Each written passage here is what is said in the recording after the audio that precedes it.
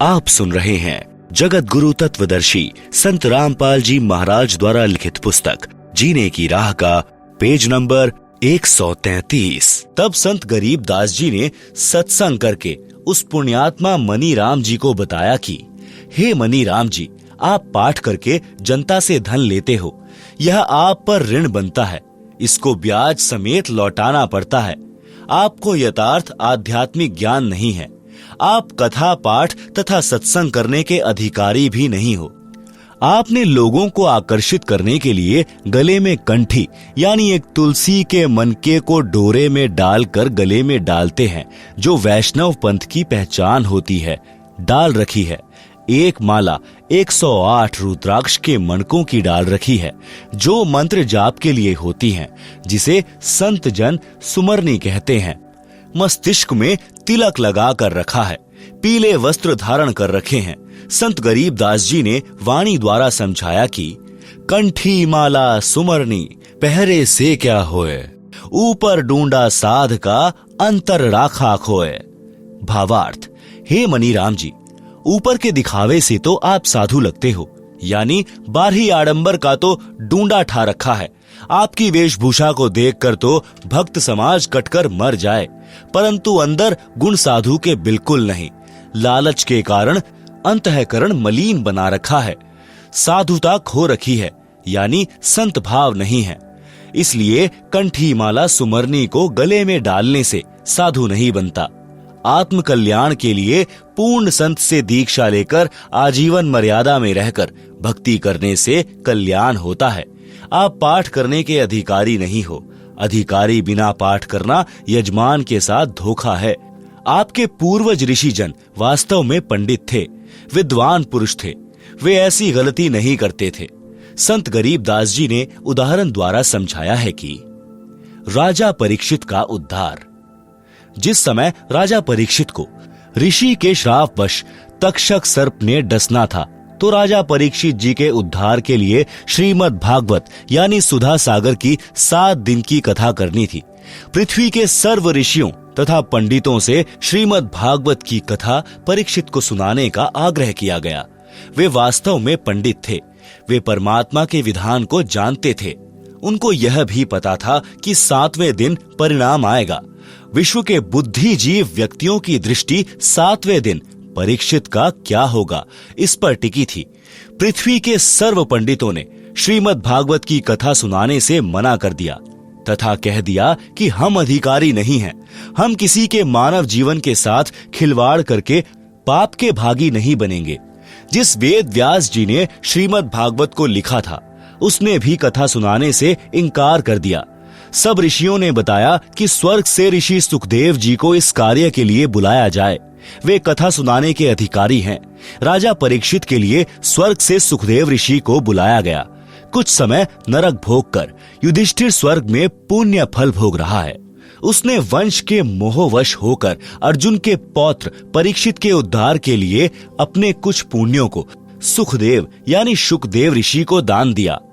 उस पुण्यों की कीमत से श्री शुकदेव ऋषि जी विमान में बैठकर पृथ्वी पर परीक्षित राजा को श्रीमद् भागवत की कथा सुनाने आए। 7 दिन कथा सुनाकर परीक्षित का राज तथा परिवार से मोह समाप्त किया। तक्षक सर्प ने परीक्षित को कथा के दौरान ही डसा। उसी समय राजा की मृत्यु हो गई, परंतु कथा सुनने से परीक्षित का ध्यान संसार से हटकर स्वर्ग के सुख में लीन था। राजा के पद पर रहते हुए परीक्षित जी ने बड़े बड़े धर्म यज्ञ किए थे, जिस कारण से उनके पुण्यों का ढेर लगा था। वाणी में परमात्मा का विधान बताया है कि जहां आशा तहां बासा होई, मन कर्म वचन सुमरियो सोई। आप सुन रहे हैं जगत गुरु तत्वदर्शी संत रामपाल जी महाराज द्वारा लिखित पुस्तक जीने की राह का पेज नंबर 134। शब्दार्थ। गीता अध्याय 8 श्लोक 6 में भी यही प्रमाण है कि हे भारत, परमात्मा का विधान है कि जो अंत समय में जिसमें भाव यानी आस्था रखकर स्मरण करता है, वह उसी को प्राप्त होता है। इसी विधानानुसार राजा परीक्षित का जीव स्थूल शरीर त्याग कर यानी जो सर्प विष से मर गया था, सूक्ष्म शरीर युक्त शुकदेव ऋषि के साथ विमान में बैठकर स्वर्ग में चला गया। संत गरीबदास जी गांव छुड़ानी जिला झज्जर ने मणिराम जी को बताया कि शुकदेव ऋषि के द्वारा सुनाई कथा से राजा परीक्षित का मन संसार से हटकर स्वर्ग की प्राप्ति के लिए प्रेरित हो गया था, जिस कारण से मृत्यु के उपरांत उस जन्म में राज के दौरान किए गए पुण्यों के फलस्वरूप स्वर्ग चला गया। जन्म मरण का चक्र अभी शेष है। काल ब्रह्म के लोक में स्वर्ग महास्वर्ग यानी ब्रह्मलोक प्राप्ति को ही उद्धार हुआ मानते हैं, जो संपूर्ण आध्यात्मिक ज्ञान के टोटे का परिणाम है। काल ब्रह्म के लोक वाला उद्धार भी पृथ्वी के किसी ऋषि पंडित के स्तर का नहीं है, क्योंकि इनका पाठ व कथा यानी सत्संग करने में मान बढ़ाई उद्देश्य रहता है। एक दूसरे ऋषि के प्रति प्रसिद्धि की चाह में ईर्ष्या रोग भी लगा रहता है। शुकदेव जी एक संत जनक जी के शिष्य थे। राजा जनक को पूर्ण परमात्मा कबीर जी मिले थे। उनको सोहम नाम जाप दिया था। राजा जनक के प्रमुख तथा प्रिय शिष्य शुकदेव जी थे। जनक जी ने यह मंत्र केवल शुकदेव को दिया था, जिस कारण से शुकदेव का स्वर्ग समय अधिक है। राजा जनक के साथ काल ने धोखा किया था। उन्होंने अपने आधे पुण्य 12 करोड़ नरक भोग रहे जीवों को दान कर दिए थे, जिस कारण से उनका स्वर्ग समय कम रह गया था और वे सन 1469 में पंजाब प्रांत में यानी भारत देश में श्री कालू राम मेहता खत्रिय रोड़ा के घर श्री नानक नाम से जन्मे थे। वर्तमान में पाकिस्तान देश में हैं। शुकदेव जी को पृथ्वी पर किसी से कोई द्वेष तथा ईर्ष्या या मान बढ़ाई की चाह नहीं थी। उनके द्वारा सुनाई गई कथा का प्रभाव परीक्षित के मन पर पड़ा, जिस कारण से उनका स्वर्गवास हुआ। यदि अन्य ऋषि कथा करता तो राजा का मन राज व परिवार में रह जाता, उनका पुनः जन्म पृथ्वी पर होता, पुण्यों को राजा बनकर नष्ट करता। आप सुन रहे हैं जगत गुरु तत्वदर्शी संत रामपाल जी महाराज द्वारा लिखित पुस्तक जीने की राह का पेज नंबर 135। संत गरीबदास जी ने बताया कि हे मणिराम, जब तक जीव का जन्म मरण समाप्त नहीं होता तो उसको परम शांति नहीं होती। फिर राजा बनकर राज की हानि लाभ की आग में जलता है, निर्धन बनकर कष्ट उठाता है, फिर पशु पक्षी आदि आदि के शरीरों में कष्ट उठाता है। आप श्री विष्णु उर्फ श्री कृष्ण जी के भक्त हो। वैष्णव साधु श्री विष्णु जी को इष्ट रूप में मानते हैं। आप यह भी मानते हो कि श्री कृष्ण यानी श्री विष्णु जी ने श्रीमद् भगवत गीता का ज्ञान अर्जुन को सुनाया। गीता ज्ञान सुनाने वाला गीता अध्याय 18 श्लोक 62 में स्पष्ट करता है कि मेरे से अन्य कोई परम ईश्वर है। हे भारत, तू सर्व भाव से उस परमेश्वर की शरण में जा। उस परमेश्वर की कृपा से ही तू परम शांति को तथा सनातन परम धाम यानी सत्य लोक को प्राप्त होगा। गीता अध्याय 7 श्लोक 29 में गीता ज्ञान दाता ने बताया है कि जो साधक जरा यानी वृद्धा अवस्था तथा मरण यानी मृत्यु से छुटकारा यानी मोक्ष प्राप्ति के लिए प्रयत्नशील है, काल लोक के राज्य तथा स्वर्ग महास्वर्ग तक की इच्छा नहीं रखते, वे तत् ब्रह्म से संपूर्ण अध्यात्म से तथा सर्व कर्मों से परिचित हैं। गीता अध्याय 8 श्लोक 1 में अर्जुन ने गीता ज्ञान देने वाले से प्रश्न किया कि जिस तत्व ब्रह्म के विषय में अध्याय 7 के श्लोक 29 में कहा है कि वह तत्व ब्रह्म क्या है, इसका उत्तर गीता ज्ञान दाता ने गीता अध्याय 8 के श्लोक 3 में दिया है। बताया है कि वह परम अक्षर ब्रह्म है। गीता अध्याय 8 के ही श्लोक 5 तथा 7 में गीता ज्ञान दाता ने अपनी भक्ति करने को कहा है, जिससे मेरी प्राप्ति होगी। और गीता के अध्याय 8 के श्लोक 8, 9, 10 में उस अपने से अन्य परम अक्षर ब्रह्म की भक्ति करने को कहा है, जिससे उसकी प्राप्ति होती है। गीता अध्याय 2 श्लोक 12, अध्याय 4 श्लोक 5, अध्याय 10 श्लोक 2 में गीता ज्ञान बोलने वाले ने बताया है कि हे अर्जुन, तेरे और मेरे बहुत जन्म हो चुके हैं, आगे भी होते रहेंगे। गीता अध्याय 2 श्लोक 17 में जो अविनाशी परमात्मा कहा है तथा अध्याय 15 श्लोक 16-17 में 3 पुरुष यानी प्रभु बताए हैं। श्लोक 16 में शर पुरुष तथा अक्षर पुरुष का वर्णन है, दोनों नाशवान बताए हैं। फिर अध्याय 15 श्लोक 17 में अविनाशी परम अक्षर ब्रह्म की जानकारी बताई है। वह उत्तम पुरुष यानी सर्वश्रेष्ठ परमात्मा कहा है, वही तीनों लोकों का पालन पोषण करता है, वास्तव में अविनाशी है। गीता अध्याय 15 श्लोक 4 में गीता ज्ञान देने वाले ने स्पष्ट किया है कि तत्वदर्शी संत मिलने के पश्चात परमेश्वर के उस परम पद की खोज करनी चाहिए, जहां जाने के पश्चात फिर लौटकर साधक संसार में कभी नहीं आते। उस परमात्मा की ही भक्ति करनी चाहिए जिससे संसार रूपी वृक्ष की प्रवृत्ति विस्तार को प्राप्त हुई है, यानी जिस परमात्मा ने विश्व की रचना की है। गीता का उल्लेख समाप्त। संत गरीबदास जी ने मणिराम को बताया कि परम अक्षर ब्रह्म यानी तत् ब्रह्म की भक्ति मेरे यानी संत गरीबदास जी के पास है। यदि आप जी को पूर्ण मोक्ष करवाना है तो दीक्षा लो और कल्याण करवा लो। मणिराम जी को गीता के सर्व श्लोक कंठस्थ थे, तुरंत समझ गए और दीक्षा लेकर पाखंड त्याग कर कल्याण करवाया। आप सुन रहे हैं जगत गुरु तत्वदर्शी संत रामपाल जी महाराज द्वारा लिखित पुस्तक जीने की राह का पेज नंबर 136। पंडित की परिभाषा। पंडित कहते हैं विद्वान को। मेरे पूज्य गुरुजी ब्राह्मण जाति में गांव बड़ा पैंतावास, तहसील चरखी, दादरी, जिला भिवानी, हरियाणा में जन्मे थे। वे अपने आप को कभी पंडित नहीं कहते थे। मेरे दादा गुरुजी यानी मेरे गुरुजी के गुरुजी गांव छावला, दिल्ली में नजफगढ़ के पास के जाट थे। वे छोटी आयु में ही संत गंगेश्वरानंद जी के सत्संग से प्रभावित होकर उनके साथ हरिद्वार चले गए थे। संत गंगेश्वरानंद जी ने उनको काशी विद्यापीठ में पढ़ने के लिए छोड़ा। वे तीक्ष्ण बुद्धि के धनी थे। 4 विषयों में आचार्य की डिग्री प्राप्त की, जिस कारण से जाट होते हुए भी पंडित चिदानंद जी के नाम से पुकारे जाते थे। गांव गोपालपुर, तहसील खरखोदा, जिला सोनीपत, प्रांत हरियाणा में उनका आश्रम है। उस बोर्ड पर लगा है पंडित चिदानंद जी। गरीबदासी आश्रम गोपालपुर। उनका नाम चिदानंद जी था। कोई ब्राह्मण भाई दुख ना माने, इसलिए पंडित की परिभाषा बताना अनिवार्य था, सो बताई है। सुदामा जी पंडित थे। सुदामा जी ब्राह्मण कुल में जन्मे थे। निर्धनता चरम पर थी। कई बार बच्चे भी भूखे सो जाते थे। सुदामा जी की धर्मपत्नी को पता था कि द्वारिका के राजा श्री कृष्ण जी के साथ सुदामा जी की अच्छी मित्रता रही है। पत्नी ने बहुत बार कहा कि आप अपने राजा मित्र कृष्ण से कुछ धन मांग लाओ। सुदामा जी कहते थे कि पंडित का काम मांगना नहीं होता, परमात्मा के विधान को समझकर उसके अनुकूल जीवन यापन करना होता है। गरीबदास जी ने भी कहा है कि नट पेरना कांजर सांसी, मांगत है भटियारे, जिनकी भक्ति में लौ लागी, वो मोती देत उधारे। जो मांगे सो भड़ुआ कहिए, दर दर फिरे अज्ञानी, जोगी जोग संपूर्ण जाका, मांग न पीवे पानी। शब्दार्थ।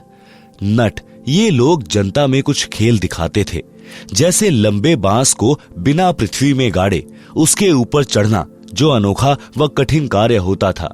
उस खेल के समापन पर कटोरा लेकर तमाशा यानी खेल देखने के लिए उपस्थित भीड़ से रुपए पैसे मांगते थे।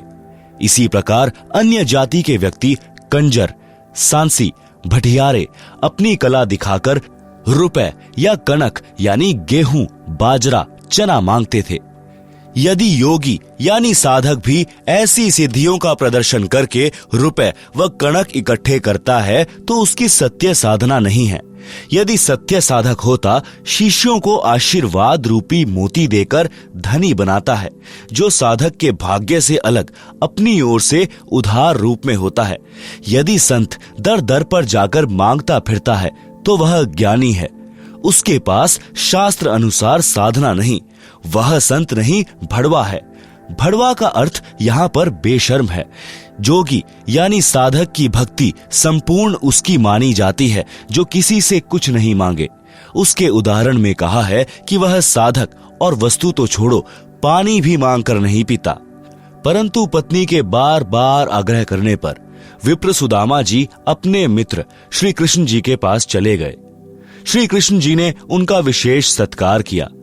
मुट्ठी भर चावल साथ लेकर गए थे, जो श्री कृष्ण जी ने चाव के साथ खाए।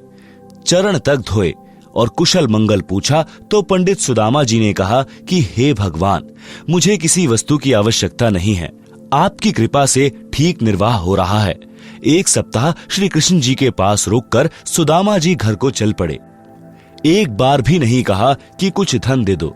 वे जानते थे कि परमेश्वर कबीर जी कहते हैं, बिन मांगे मोती मिले, मांगे मिले न भीख, मांगन से मरना भला, यह सतगुरु की सीख। आप सुन रहे हैं जगत गुरु तत्वदर्शी संत रामपाल जी महाराज द्वारा लिखित पुस्तक जीने की राह का पेज नंबर 137। शब्दार्थ। कबीर परमात्मा ने भी बताया है कि जो पूर्ण परमात्मा की सत्य साधना करता है उसे मांगना नहीं चाहिए। मांगने से परमात्मा रुष्ट हो जाता है, उसको भिक्षा भी नहीं मिलती। वह साधक परमात्मा पर विश्वास रखकर नहीं मांगेगा तो परमात्मा उसकी इच्छा पूरी करेगा, यानी मोती जैसी बहुमूल्य वस्तु भी दे देगा। पूर्ण सद्गुरु यही शिक्षा देता है कि मांगने से तो व्यक्ति जीवित ही मर जाता है, मांगने से तो मरना भला है। भावार्थ आत्महत्या से नहीं है, यहाँ अपनी इच्छाओं का दमन करके मृतक बनकर रहने से है। श्री कृष्ण जी राजा थे। अपने मित्र की स्थिति को समझकर विश्वकर्मा जी को आदेश देकर एक सप्ताह में सुदामा जी का महल बनवा दिया तथा बहुत सारा धन भी दे दिया। पंडित सुदामा जी अपने धर्म कर्म पर डटे रहे, जिस कारण से उनको लाभ हुआ। इसे पंडित कहते हैं। जो मांगे सो भड़ुआ कहलाता है। पंडित की यह परिभाषा है। प्रसंग चल रहा है। दीक्षा यानी नाम लेने के पश्चात भक्त की आस्था संसार तथा परमात्मा में कैसी होनी चाहिए, उस प्रसंग में पवित्र कबीर सागर ग्रंथ के अध्याय अनुराग सागर में परमेश्वर कबीर जी ने अपनी प्रिय आत्मा धर्मदास जी को इस प्रकार बताया है। आप सुन रहे हैं जगत गुरु तत्वदर्शी संत रामपाल जी महाराज द्वारा लिखित पुस्तक जीने की राह का पेज नंबर 138, अध्याय अनुराग सागर का सारांश। अनुराग सागर पृष्ठ 3 से 5 तक का सारांश। पृष्ठ 3 से धर्मदास जी ने परमेश्वर कबीर जी से प्रश्न किया। प्रश्न: प्रभु, दीक्षा प्राप्ति के पश्चात परमेश्वर में कैसी आस्था होनी चाहिए? उत्तर: परमेश्वर कबीर जी ने बताया है कि जैसे मृग यानी हिरण शब्द पर आसक्त होता है, वैसे साधक परमात्मा के प्रति लग्न लगावे। हिरण यानी मृग पकड़ने वाला एक यंत्र से विशेष शब्द करता है जो हिरण को अत्यंत पसंद होता है। जब वह शब्द बजाया जाता है तो हिरण उस ओर चल पड़ता है और शिकारी जो शब्द कर रहा होता है उसके सामने बैठकर मुख जमीन पर रखकर समर्पित हो जाता है, अपने जीवन को दांव पर लगा देता है। इसी प्रकार उपदेशी को परमात्मा के प्रति समर्पित होना चाहिए, अपना जीवन न्योछावर कर देना चाहिए। दूसरा उदाहरण: पतंग यानी पंख वाले कीड़े को प्रकाश बहुत प्रिय है। अपनी प्रिय वस्तु को प्राप्त करने के लिए वह दीपक, मोमबत्ती, बिजली की गर्म लाइट के ऊपर आसक्त होकर उसे प्राप्त करने के उद्देश्य से उसके ऊपर गिर जाता है और मृत्यु को प्राप्त हो जाता है। इसी प्रकार भक्त को परमात्मा प्राप्ति के लिए मर मिटना चाहिए। समाज की परंपरागत साधना को तथा अन्य शास्त्र विरुद्ध रीति रिवाजों को त्यागने तथा सत्य साधना करने में कठिनाइयां आती हैं, उनका सामना करना चाहिए, चाहे कुछ भी कुर्बानी देनी पड़े, पीछे नहीं हटे। तीसरा उदाहरण: पुराने समय में पत्नी से पहले यदि पति की मृत्यु हो जाती थी तो पत्नी अपने पति से इतना प्रेम करती थी कि वह अपने मृत पति के साथ उसी चिता में जलकर मर जाती थी। उस समय घर तथा कुल के व्यक्ति समझाते थे कि तेरे छोटे छोटे बच्चे हैं, इनका आपके बिना कौन पालन करेगा। चाचे ताऊ किसी के बच्चों को नहीं पालते। जब तक माता पिता होते हैं तब तक कुल के व्यक्ति प्यार की औपचारिकता करते हैं। वास्तव में प्रेम तो अपनों में ही होता है। आप इन छोटे छोटे बच्चों की ओर देखो।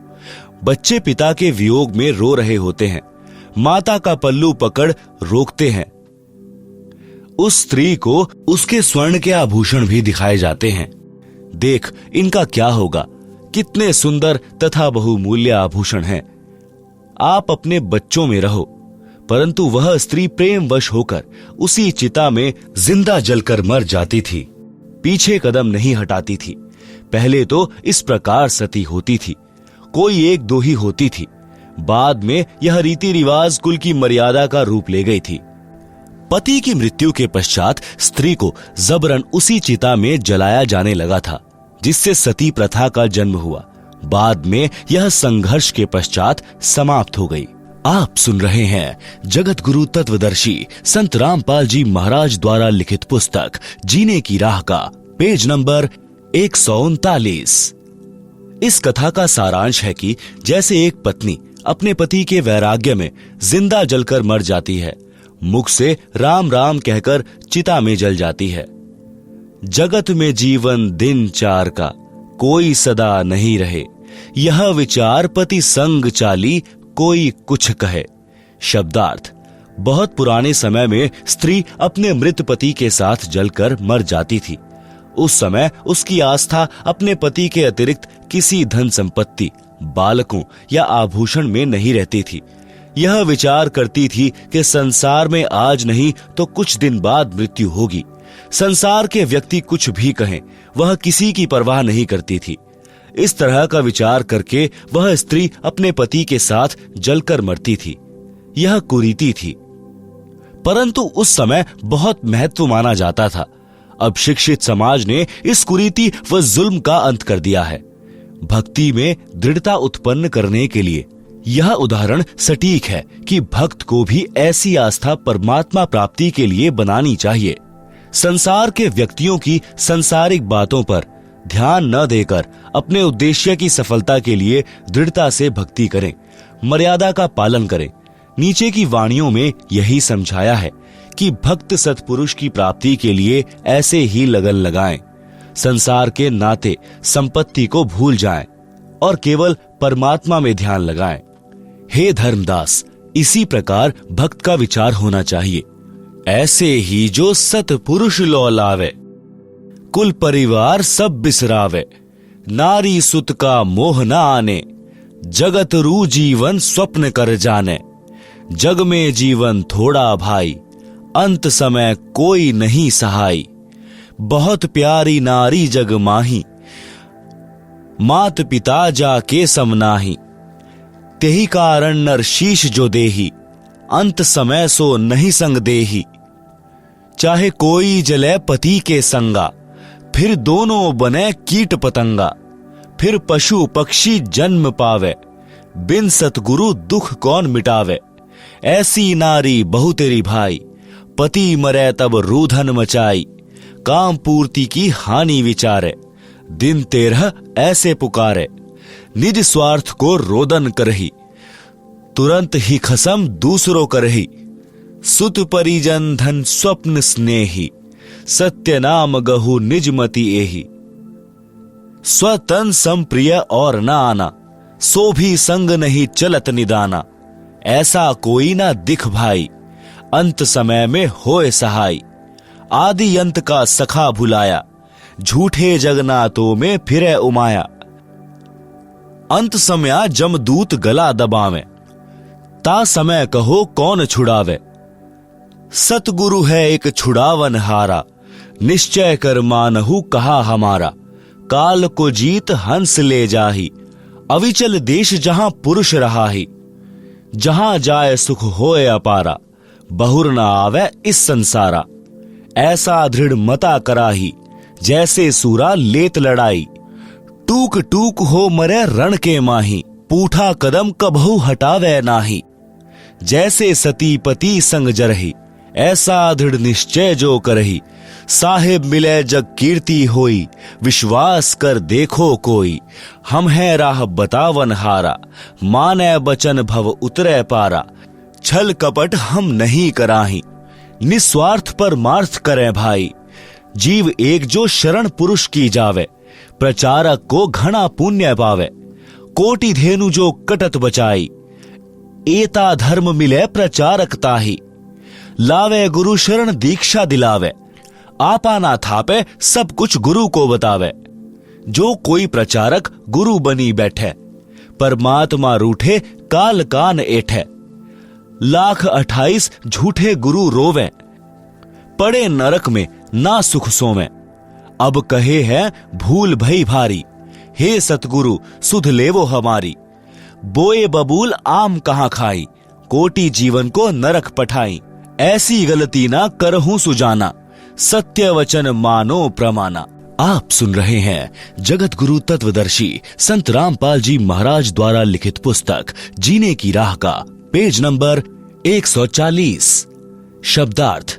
उपरोक्त वाणियों का भावार्थ है कि जब लड़का युवा होता है तो उसका विवाह हो जाता है।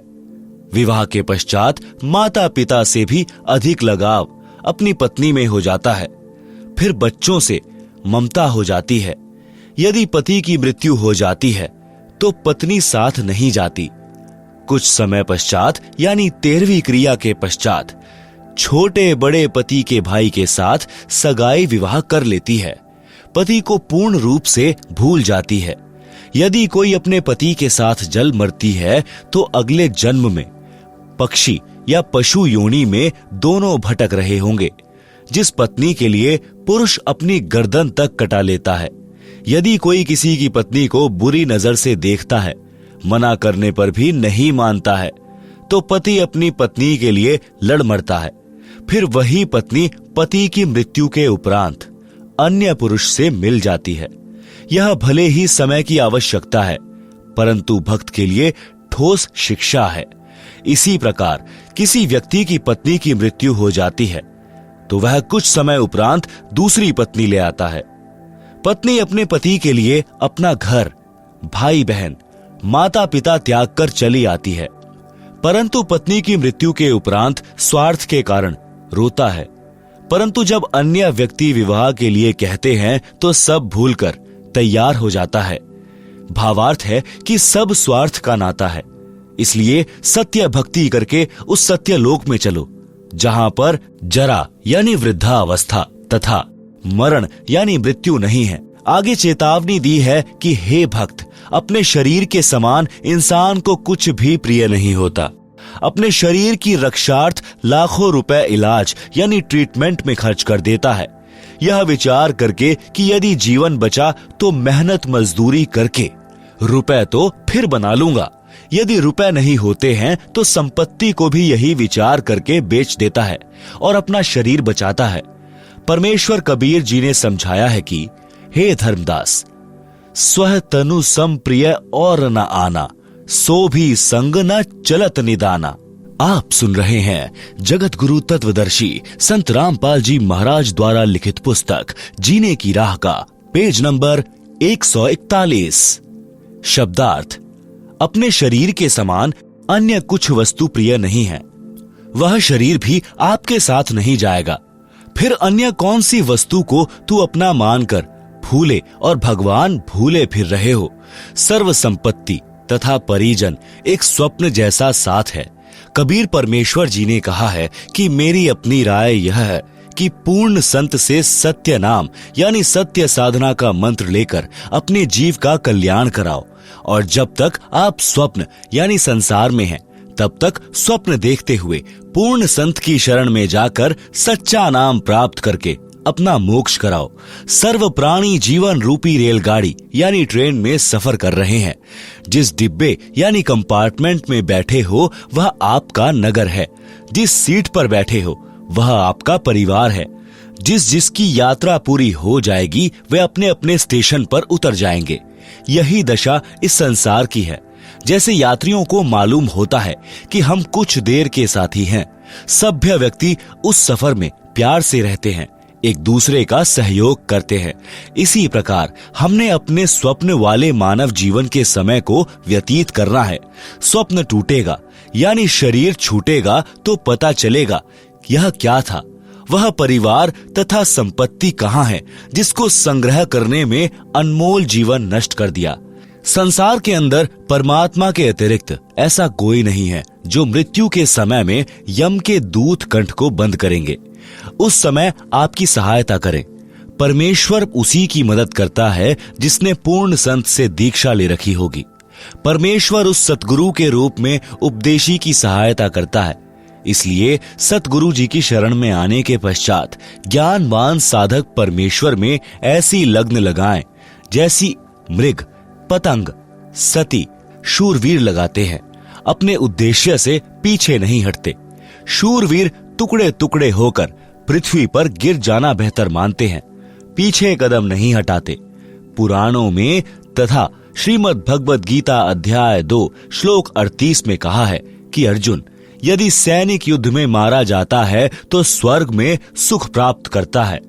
भक्त भक्ति मार्ग में संघर्ष करते हुए भक्ति करके शरीर त्याग जाता है तो सतलोक सुख सागर में सदा के लिए सुखी हो जाता है। जन्म मरण का संकट सदा के लिए समाप्त हो जाता है। जैसे हमारा जन्म पृथ्वी पर हुआ, हमारे को ज्ञान नहीं था कि हम किसके घर पुत्र या पुत्री रूप में जन्म लेंगे। फिर हमारे को नहीं पता था कि हमारा विवाह संयोग किसके साथ होगा। यह भी ज्ञान नहीं था कि हमारे घर बेटा जन्म लेगा या बेटी। यह सब पूर्व जन्म के संस्कार वश होता चला गया। आपस में कितना प्यार तथा अपनापन बन गया। सदा साथ रहने की इच्छा रहती है, कोई ना मरे, यह कामना करते रहते हैं। इस काल ब्रह्म के लोक में कोई सदा नहीं रहेगा। एक एक करके पहले पीछे सब मरते जाएंगे। सारे जीवन में जो संपत्ति इकट्ठी की थी वह यहीं रह जाएगी। जीव खाली हाथ जाएगा। परंतु जो पूर्ण संत के सच्चे नाम की दीक्षा लेकर साधना करेगा वह सत्यलोक चला जाएगा। वहां पर ऐसे ही जन्म होगा जैसे पृथ्वी पर होता है। उसी प्रकार परिवार बनता चला जाएगा। वहां पर कोई कर्म नहीं करना पड़ता। सर्व खाद्य पदार्थ प्रचुर मात्रा में सत्यलोक में है। सदाबहार पेड़ पौधे, फुलवाड़ी, मेवा यानी काजू, किशमिश, मनुखा, दाख आदि दूधों के समुद्र यानी क्षीर समुद्र हैं। सतलोक में वृद्ध अवस्था नहीं है, मृत्यु भी नहीं है। इसको अक्षय मोक्ष कहते हैं, पूर्ण मुक्ति कहते हैं, जो गीता अध्याय 18 श्लोक 62 में तथा अध्याय 15 श्लोक 4 में कहा है, तथा जिस सिद्धि मोक्ष शक्ति को नैष्कर्म्य सिद्धि कहा है, जिसका वर्णन गीता अध्याय 3 श्लोक 4, अध्याय 18 श्लोक 49 से 62 में है। इस काल ब्रह्म यानी ज्योति निरंजन के 21 ब्रह्मांडों के क्षेत्र में सर्व प्राणी कर्म करके ही आहार प्राप्ति करते हैं। सत्यलोक में ऐसा नहीं है। वहां बिना कर्म किए सर्व सुख पदार्थ प्राप्त होते हैं। जैसे बाग में फलों से लदबद वृक्ष तथा बेल होते हैं, फल तोड़ो और खाओ। सर्व प्रकार का अनाज भी ऐसे ही उगा रहता है। सदा बहार हैं, जो इच्छा है बनाओ और खाओ। वहां पर खाना बनाना नहीं पड़ता। भोजनालय में रखो जो खाना चाहते हो, अपने आप तैयार हो जाता है। यह सब परमेश्वर की शक्ति से होता है। उस सतलोक यानी शाश्वत स्थान को प्राप्त करने के लिए आप जी को सती तथा शूरमा की तरह कुर्बान होना पड़ेगा। भावार्थ है कि अपने उद्देश्य यानी पूर्ण मोक्ष प्राप्ति के लक्ष्य को प्राप्त करने के लिए संसार के सर्व लोभ लाभ त्यागने पड़े तो विचारने की आवश्यकता नहीं है। तुरंत छोड़ो और अपने स्मरण ध्यान में मगन रहो। यदि सतगुरु की शरण ग्रहण नहीं की तो जिस समय अंत समय आएगा तब भक्तिहीन प्राणी के कंठ को यमदूत बंद करते हैं। उन यमदूतों से परिवार का कोई व्यक्ति नहीं छुड़वा सकता।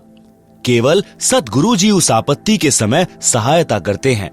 इसलिए परमेश्वर कबीर जी ने कहा है कि अंत समय जमदूत गला दबावे, ता समय कहो कौन छुड़ावे। सतगुरु एक छुड़ावन हारा, निश्चय कर मानहु कहा हमारा। आप सुन रहे हैं जगत गुरु तत्वदर्शी संत रामपाल जी महाराज द्वारा लिखित पुस्तक जीने की राह का पेज नंबर 142। शब्दार्थ ऊपर कर दिया है। यदि कोई भक्त ज्ञान समझकर दीक्षित होकर अन्य भोले भूले जीवों को ज्ञान चर्चा करके सत्य ज्ञान प्रचार द्वारा सतगुरु शरण में लाकर दीक्षा दिलाता है तो उसको एक जीव को सत्य भक्ति मार्ग बताकर गुरु से दीक्षा दिलाने का इतना पुण्य होता है जितना 1 करोड़ गायों को काटने से, कसाई से बचाने का मिलता है। एक मानव जीवन इतना बहुमूल्य तथा इतने पुण्यों से प्राप्त होता है। यदि कोई मूर्ख प्रचारक मान बढ़ाई के वश होकर स्वयं दीक्षा देता है, स्वयं गुरु बन बैठता है, तो वह महाअपराधी होता है।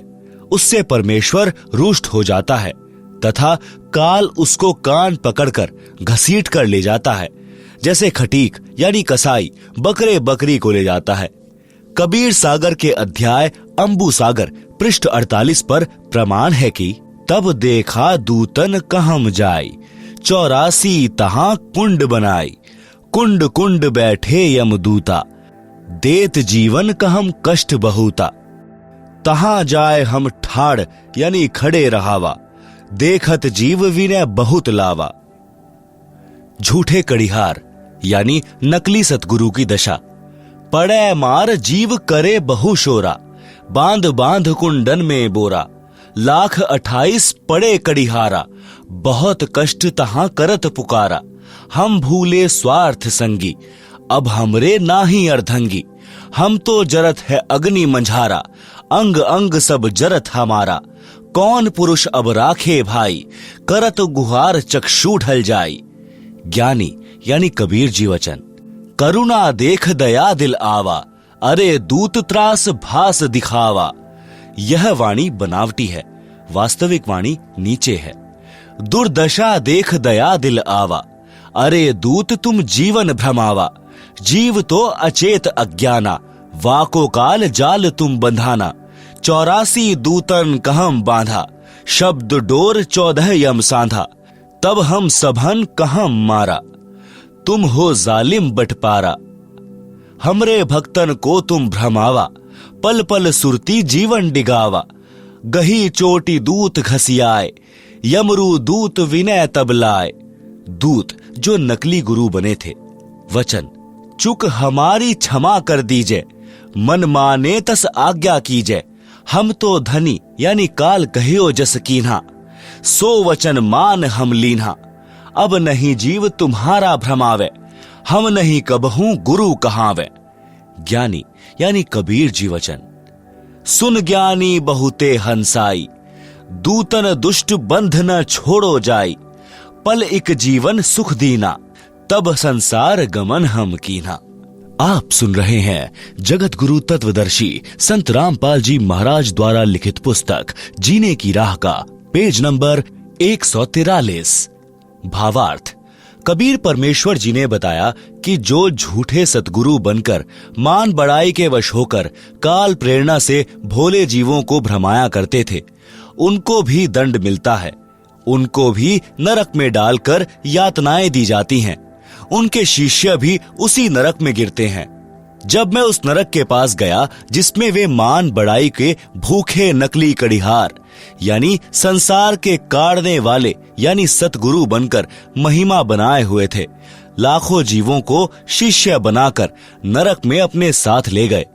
फिर परमेश्वर के विधान अनुसार वे भी अपराधी होने के कारण नरक में पड़े थे। उस नरक क्षेत्र में कुंड बने हैं, प्रत्येक कुंड में जीव पड़े हैं तथा यमदूत सता रहे हैं। वे 28 लाख नकली सद्गुरुओं ने मुझे देखकर अर्जी लगाई कि हमें बचा लो प्रभु। कारण यह था कि जो यमदूत उन्हें नरक में मार पीट रहे थे, वे सब परमेश्वर कबीर जी की शक्ति के सामने कांपने लगे। इस कारण से उन नकली सद्गुरुओं को लगा कि ये कोई परम शक्ति वाले देव हैं। परमेश्वर कबीर जी ने कहा कि तुमने भोले जीवों को भ्रमित किया, अपने आप को पूर्ण सतगुरु सिद्ध किया। तुम्हें पता भी था कि तुम्हारे पास नाम दीक्षा का अधिकार नहीं, तुम्हें पूर्ण मोक्ष का ज्ञान नहीं। अपने स्वार्थवश लाखों मनुष्यों के अनमोल जीवन का नाश कर दिया। वे काल जाल में फंसे रह गए। फिर मैंने उन दूतों यानी काल के बनाए कड़िहारों को तथा अन्य यमदूतों को मारा, चोटी पकड़कर घसीटा।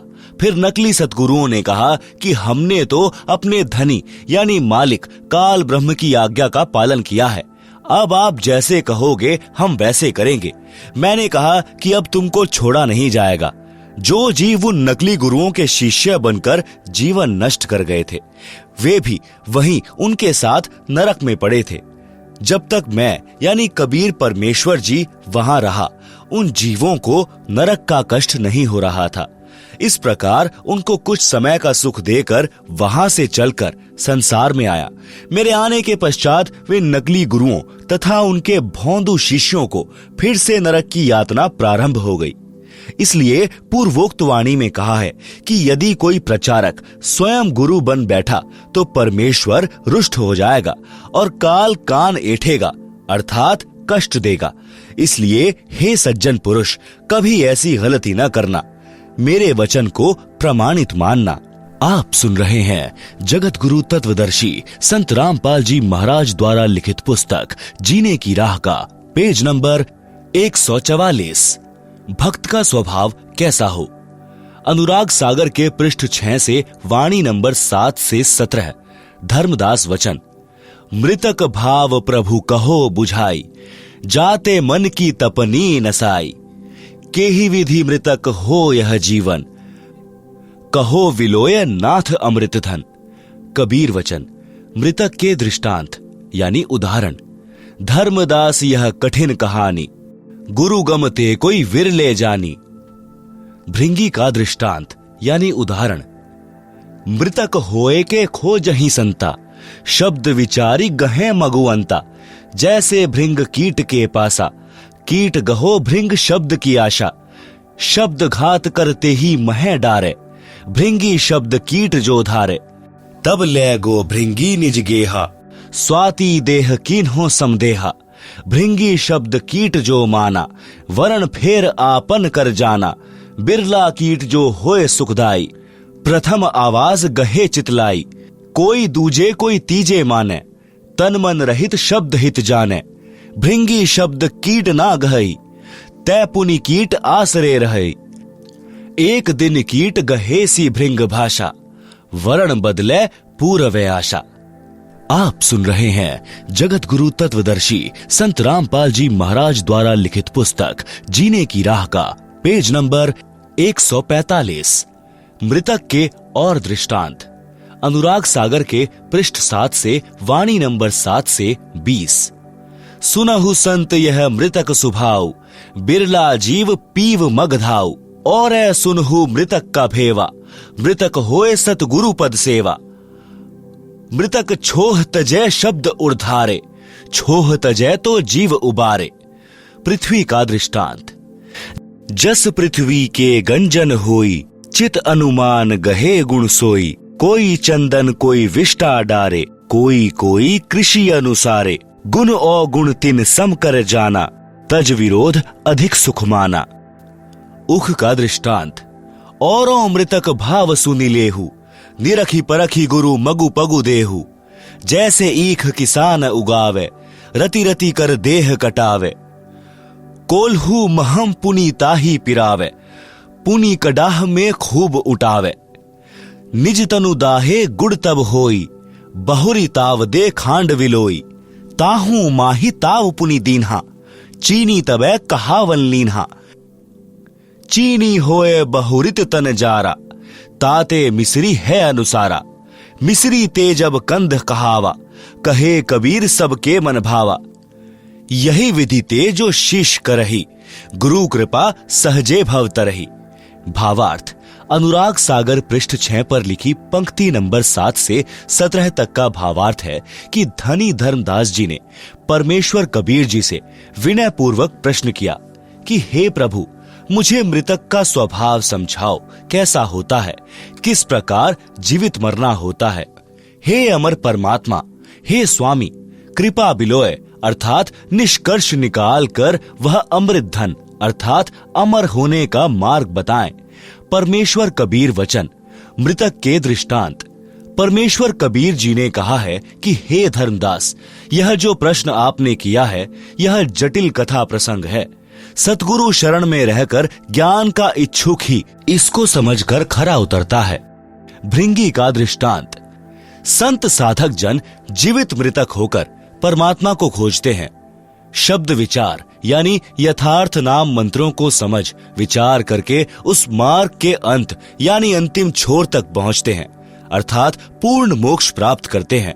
जैसे एक भृंग यानी पंखों वाला नीले रंग का कीड़ा होता है जिसे भंभीरी कहते हैं, जिसको इंजनहारी आदि आदि नामों से जाना जाता है, जो भी की आवाज करती रहती है, वह अपना परिवार नर मादा के मिलन वाली विधि से उत्पन्न नहीं करती। वह एक कीट यानी कीड़े विशेष के पास जाती है, उसके पास अपनी भी की आवाज करती है। जो कीड़ा उसकी आवाज से प्रभावित हो जाता है, उसको उठाकर पहले से तैयार किया मिट्टी के घर में ले जाती है। वह गोल आकार का 2 इंच परिधि का 1-2 मुख वाला गारा का बना होता है। फिर दूसरा तीसरा ले जाती है, फिर उनके ऊपर अपनी भी की आवाज करती रहती है। फिर औस के जल को अपने मुख से लाकर उन कीटों के मुख में डालती है। उस भंभीरी यानी भृंग की बार बार आवाज को सुनकर वह कीट उसी रंग का हो जाता है तथा उसकी तरह पंख निकल आते हैं। वह आवाज भी उसी की तरह भी करने लगता है, भंभीरी ही बन जाती है। इसी प्रकार पूर्ण संत अपने ज्ञान को भंभीरी की तरह बार बार बोलकर सामान्य व्यक्ति को भी भक्त बना लेता है। फिर वह भक्त भी सद्गुरु से सुने ज्ञान को अन्य व्यक्तियों को सुनाने लगता है। संसार की रीति रिवाजों को त्याग देने से अन्य व्यक्ति कहते हैं कि इसका रंग ढंग बदल गया है, यह तो भक्त बन गया है। जैसे भृंग यानी भंभीरी कीटों को अपनी आवाज सुनाती है तो कोई शीघ्र सक्रिय हो जाता है, कोई दूसरी कोई तीसरी बार कोशिश करने से मानता है।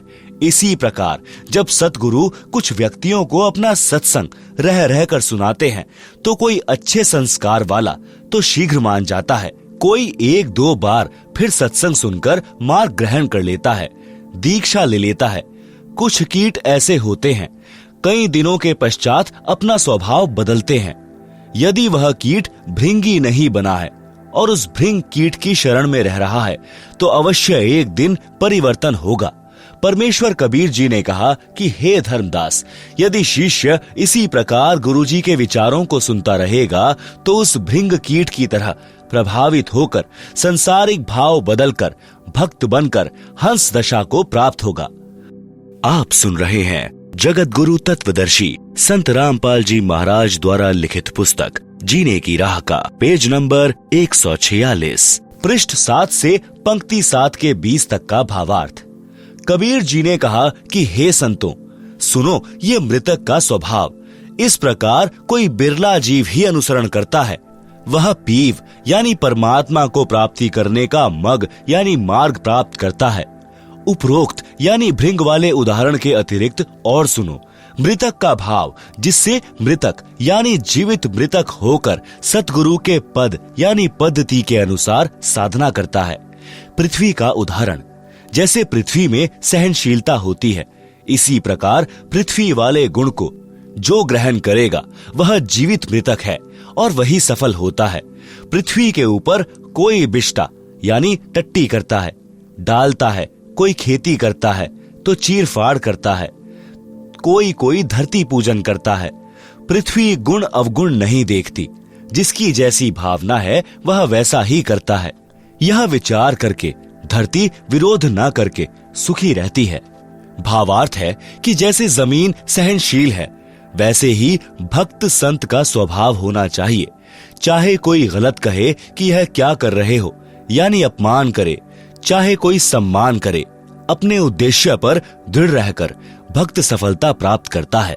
आप सुन रहे हैं जगत गुरु तत्वदर्शी संत रामपाल जी महाराज द्वारा लिखित पुस्तक जीने की राह का पेज नंबर 147।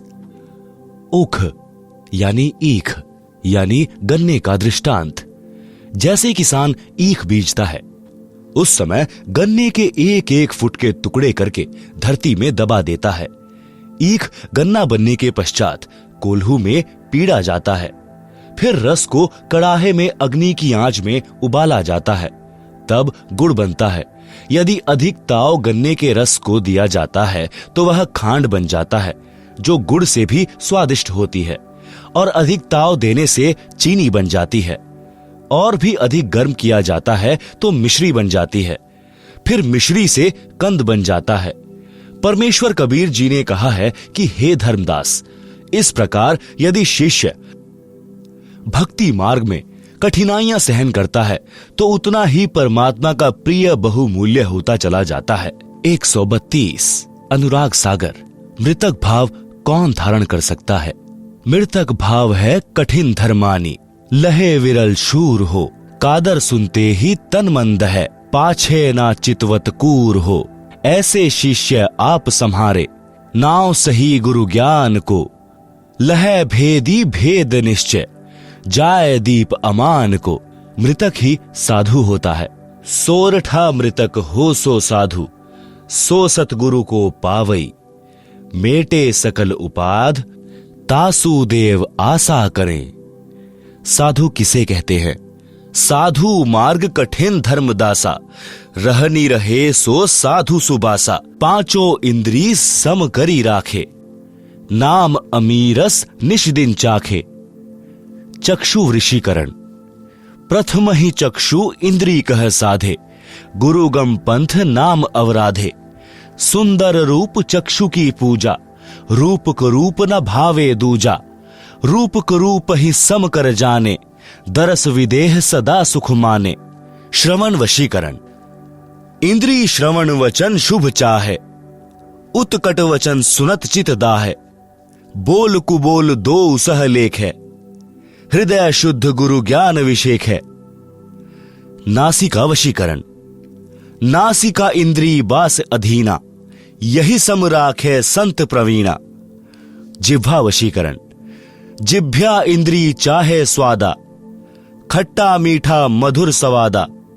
सहज भाव में जो कुछ आवे, रूखा फीका नहीं विलगावे।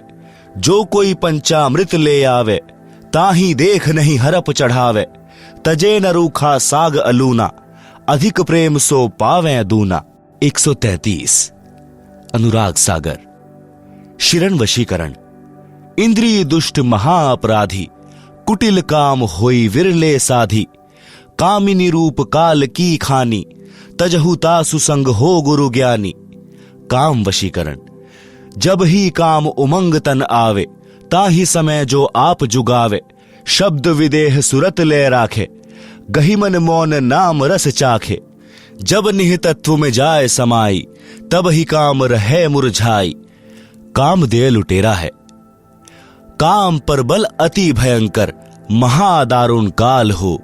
सुर देव मुनिगण यक्ष गंधर्व, सब ही किन्ह विलास हो। सब ही लूटे विरल छूटे, गुण निज दृढ़ गहे। गुरु ज्ञान दीप समीप सतगुरु, भेद मार्ग तिल लहे। काम लुटेरे से बचने का उपाय। सोरठा दीपक ज्ञान प्रकाश, भवन उजेरा करी रहो। सतगुरु शब्द विलास, भाज चोर अंजोरा जब। अनल पक्षी का दृष्टांत। गुरु कृपा सो साधु कहावे, अनल पक्ष है लोक सिधावे। धर्मदास यह परखो बानी, अनल पक्ष गम कहो बखानी। अनल पक्ष जो रहे आकाशा, निश दिन रहे पवन की आशा। दृष्टि भाव तिन रति विधि ठानी, यह विधि गर्भ रहे तिहि जानी। अंड प्रकाश कीन्ह पुनि तहवा, निराधार आलम्ब ही जहवा। मारग माहि पुष्ट भो अंडा, मारग माहि त्रिरह नौ खंडा। मारग माहि चक्षु तिन पावा, मारग माहि पंख पर भावा। मही ढिग आवा सुधी बहिताही, इहां मोर आश्रम नहीं आही। सुरति संहार चले पुनि तहवा, मात पिता को आश्रम जहवा। अनुराग सागर के पृष्ठ 8 तथा 9 का सारांश है कि साधक वही है जो अपनी सर्व इंद्रियों को संयम में रखता है। जैसा मिल जाए उसी में संतोष करे। रूप को देखकर उस पर आकर्षित नहीं होवे, कुरूप को देखकर घृणा ना करे। दोनों को दिव्य ज्ञान की नजरों से देखे कि ऊपर का चाम गोरा काला है। दोनों को दिव्य ज्ञान की नजरों से देखें कि ऊपर का चाम गोरा काला है। शरीर में हाड़ मांस सब एक जैसा है। इस प्रकार विवेक से भक्ति करें। यदि कोई सम्मान करता है, प्यार से बोलता है, तो खुशी महसूस न करें। यदि कोई कुबोल यानी कुवचन कहता है तो दुख ना माने, उनकी बुद्धि के स्तर को जानकर शांत रहें। यदि कोई अच्छा भोजन, खीर खांड, हलवा पूरी खिलाता है तो उसी कारण उससे प्रभावित ना हो, उसको उसका कर्म का फल मिलेगा। यदि कोई रूखा सूखा भोजन खिलाए तो उसको अधिक भाव से, प्रेम से खाना चाहिए। काम वासना को महत्व न दें। वही भक्त वास्तव में परमेश्वर प्राप्ति कर सकता है। यदि काम वासना परेशान करे तो उसको भक्ति नाम स्मरण में लगाकर आनंद प्राप्त करें। उसी समय काम वासना मुरझा जाती है। काम वासना का नाश करने का तरीका परमेश्वर कबीर जी कहते हैं, पर नारी को देखिए बहन बेटी का भाव, कह कबीर काम नाश का यही सहज उपाय। आप सुन रहे हैं जगत गुरु तत्वदर्शी संत रामपाल जी महाराज द्वारा लिखित पुस्तक जीने की राह का पेज नंबर 148, मोक्ष प्राप्ति का अन्य भाव। अनल यानी अलल, पक्षी जैसा भाव। जैसे एक अनल पक्षी यानी अलल पंख आकाश में रहता है। यह पक्षी अब लुप्त हो चुका है। इसके 4 पैर होते थे, आगे वाले छोटे और पीछे वाले बड़े। इसका आकार बहुत बड़ा होता था, लंबे लंबे पंख होते थे। पूरा पक्षी यानी युवा पक्षी 4 हाथियों को एक साथ उठाकर आकाश में अपने परिवार के पास ले जाता था। अनल पक्षी यानी अलल पक्षी ऊपर वायु में रहता था। वहीं से मादा अनल अंडे उत्पन्न कर देती थी। वह अंडे उस स्थान पर छोड़ती थी जहां केले का वन होता था। केले एक दूसरे में फंसकर गहरा वन बना लेते थे। हाथियों का झुंड यानी समूह यानी सैकड़ों हाथी भी केले के वन में रहते थे, क्योंकि हाथी केले के पेड़ खा जाता है तथा केले के पेड़ों पर ही लेट जाता है, मस्ती करता रहता है। अलल पक्षी का अंडा वायुमंडल से गुजरकर नीचे पृथ्वी तक आने में हवा के घर्षण से पककर बच्चा तैयार हो जाता था। वह अंडा केले के पेड़ों के ऊपर गिरता था। केले के पेड़ों की सघनता के कारण वह अंडा क्षतिग्रस्त नहीं होता था। केवल इतनी गति से केले के पेड़ों को तोड़कर पृथ्वी पर गिरता था कि अंडा फूट जाए। अंडे का आकार बहुत बड़ा होता था। उसका कवर भी सख्त मजबूत होता था। बच्चे के बचाव के लिए अंडे के कवर तथा बच्चे के बीच में गद्देदार पदार्थ होता था, जो पृथ्वी के ऊपर गिरते समय बच्चे को चोट लगने से बचाता था। अनल पक्षी का बच्चा पृथ्वी पर अन्य पक्षियों के बच्चों के साथ रहता था, उनसे मिलकर उड़ता था, परंतु उसकी अंतरात्मा यह मानती थी कि यह मेरा घर परिवार नहीं है। मेरा परिवार तो ऊपर है। मैंने ऊपर अपने परिवार में जाना है। यह मेरा संसार नहीं है। वह जब युवा हो जाता है तो हाथियों के झुंड पर झपट्टा मारता था। 4 हाथियों को चारों पंजों से उठाता था तथा एक हाथी को चोंच से पकड़कर उड़ जाता था। अपने परिवार के पास चला जाता था। साथ में उनके लिए आहार भी ले जाता था। कबीर परमेश्वर जी ने सटीक उदाहरण बताकर भक्त को मार्गदर्शन किया है कि आप इस संसार के स्थायी वासी नहीं हैं। आपको यह छोड़कर जाना है। आपका परिवार ऊपर सत्यलोक में है। आप इस पृथ्वी के ऊपर गिरे हो। तत्व ज्ञान प्राप्त भक्त के मन की दशा उस अनल यानी अलल पक्षी के बच्चे जैसी होनी चाहिए। जब तक सतलोक जाने का समय नहीं आता तो सांसारिक व्यक्तियों के साथ मिलकर शिष्टाचार से रहो। चलते समय इनमें कोई लगाव नहीं रहना चाहिए। अपनी नाम स्मरण की कमाई तथा पुण्य धर्म की कमाई साथ लेकर उड़ जाना है। अपने परिवार के पास अपने निज घर सतलोक में जाना है। आप सुन रहे हैं जगत गुरु तत्वदर्शी संत रामपाल जी महाराज द्वारा लिखित पुस्तक जीने की राह का पेज नंबर 149, अनुराग सागर के पृष्ठ 152 का सारांश। इस पृष्ठ पर परमेश्वर ने शरीर के अंदर का गुप्त भेद बताया है। इस मानव शरीर में 72 नाड़ियां हैं। उनमें 3 ईड़ा, पिंगला, सुषुम्ना मुख्य हैं। फिर एक विशेष नाड़ी है ब्रह्मरंध्र। परमेश्वर कबीर जी ने बताया है कि धर्मदास मन ही ज्योति निरंजन है। इसने जीव को ऐसे नचा रखा है जैसे बाजीगर मरकट यानी बंदर को नचाता है। इस शरीर में 5 तत्व, 25 प्रकृति तथा 3 गुण काल के 3 एजेंट हैं। जीव को धोखे में रखते हैं। इस शरीर में काल निरंजन तथा जीव दोनों की मुख्य भूमिका है। काल निरंजन मन रूप में सब पाप करवाता है, पाप जीव के सिर पर रख देता है। अनुराग सागर के पृष्ठ 153 का सारांश। काल ने ऐसा धोखा कर रखा है कि जीव परमेश्वर को भूल गया है। मन कैसे पाप पुण्य करवाता है? मन ही काल कराल है। यह जीव को नचाता है। सुंदर स्त्री को देखकर उससे भोग विलास करने की उमंग मन में उठाता है। स्त्री भोग कर आनंद मन यानी काल निरंजन ने लिया, पाप जीव के सिर रख दिया। वर्तमान में सरकार ने सख्त कानून बना रखा है। यदि कोई पुरुष किसी स्त्री से बलात्कार करता है तो उसको 10 वर्ष की सजा होती है। यदि नाबालिग से बलात्कार करता है तो आजीवन कारागार की सजा होती है। आनंद तो 2 मिनट का मन की प्रेरणा से तथा दुख पहाड़ के समान। इसलिए पहले ही मन को ज्ञान की लगाम से रोकना हितकारी है। अनुराग सागर के पृष्ठ 154 का सारांश। पराये धन को देखकर मन उसे हड़पने की प्रेरणा करता है। चोरी कर जीव को दंड दिलाता है, पर निंदा पर धन हड़पना यह पाप है। काल इसी तरह जीव को कर्मों के बंधन में फंसाकर रखता है। संत से विरोध तथा गुरुद्रोह यह मन रूप से काल ही करवाता है, जो घोर अपराध है, जो घोर अपराध है, जो घोर अपराध है, जो घोर अपराध है, जो घोर अपराध है, जो घोर अपराध है, जो घोर अपराध है, जो घोर अपराध है, जो घोर अपराध है, जो घोर अपराध है, जो घोर अपराध है, जो घोर अपराध है, जो घोर